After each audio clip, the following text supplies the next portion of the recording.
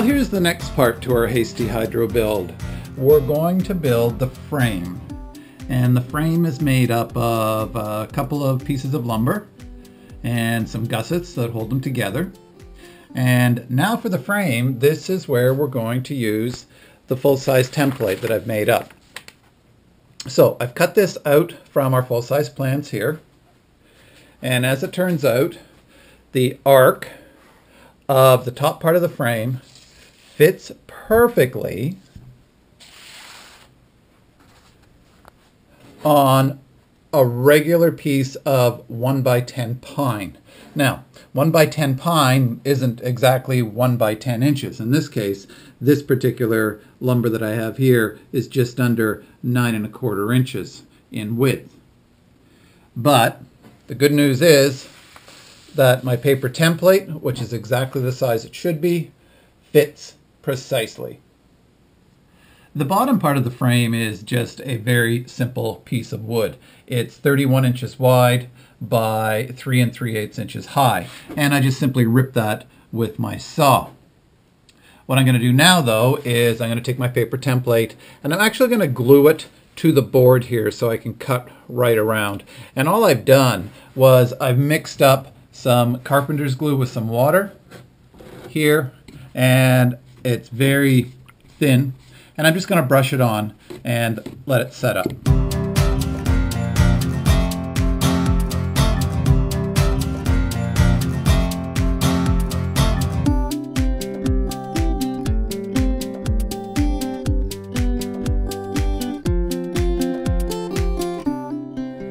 So here's one of these safely building moments. I ran into a bit of a problem because the watered down glue was in fact too watered down, and it caused my paper template to wrinkle. What I wanted was, I wanted the edge of the paper template to be exactly along the edge of the lumber. And it has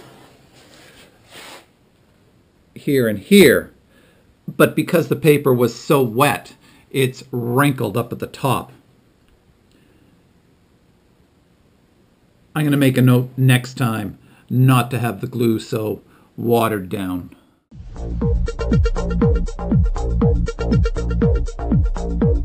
Well, that's why I'm making this video. That was a total mess up.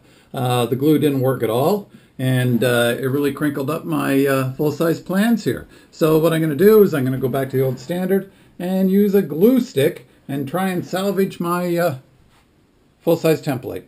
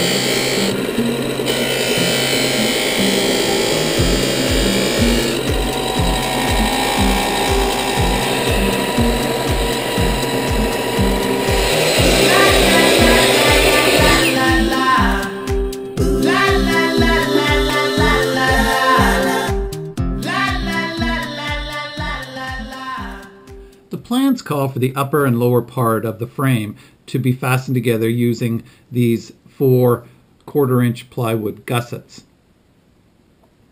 I just have some scrap plywood left over from a previous build, and instead of actually cutting out the shape of the gusset, what I'm going to do is I'm going to temporarily put this in place here and then trace around the top here when it's on and cut it out.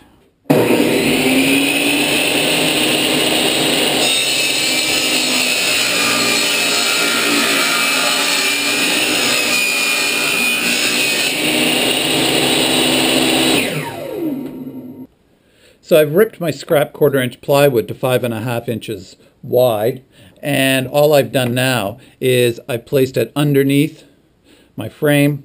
I've lined up the bottom and the side, and I'm just going to trace an arc on each one, and this will give me the top line.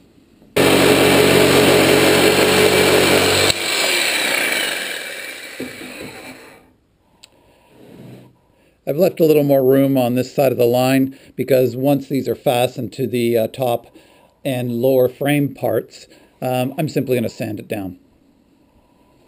In order to make sure everything's lined up, what I'm going to do is I'm going to glue the two gussets onto the bottom part of the frame here, get them all lined up nice and plumb, and glue and clamp them into place. And then once that's set up, then I'm going to drop the curved section in here and fasten that.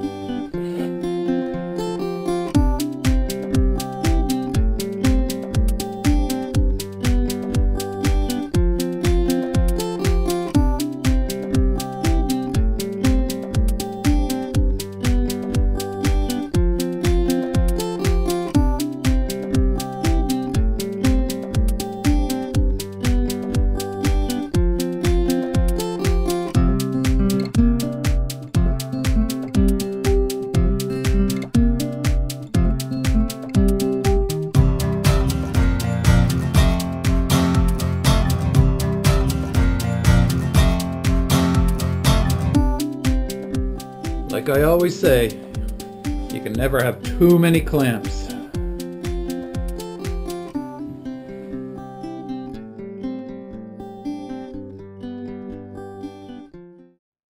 So what I'm going to do is I'm going to let the glue dry up, take the clamps off, and then put screws through the gussets onto the frame. Well, the clamps are off and the glue has dried on the gussets.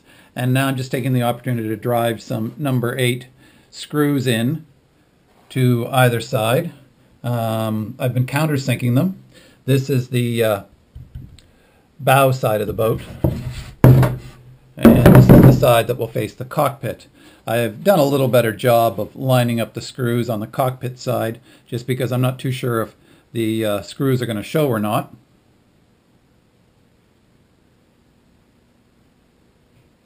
So the last thing I have to do is put the final screws in on this side. I've just been using regular screws here. They're number 8, 7/8 inch long. And the reason I've been using those is because when I put them through here, they don't go all the way through. So that's why I've been putting them on both sides of the gussets.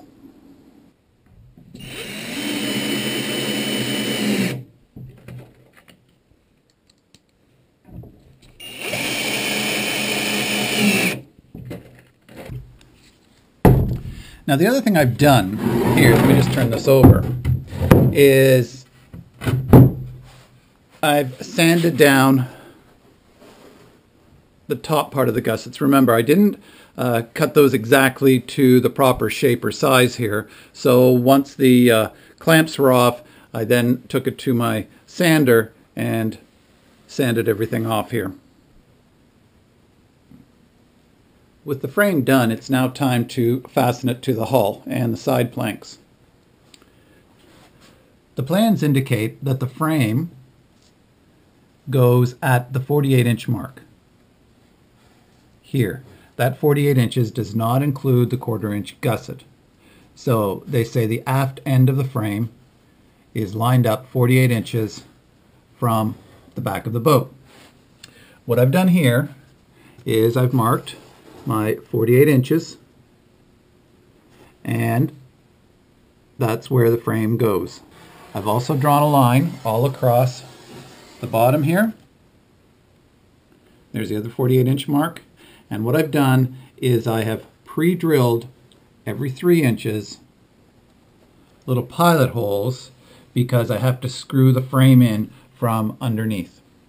I've also pre-drilled 3 pilot holes in each side plank here, and I've also countersunk each of the 3 holes in the side planks. Now we always like to sort of over-engineer our boats here, so even though the original plans call for 1.5-inch nails to go into the side of the frame, I'm going to use 3-inch decking screws and 1.5-inch decking screws along the bottom.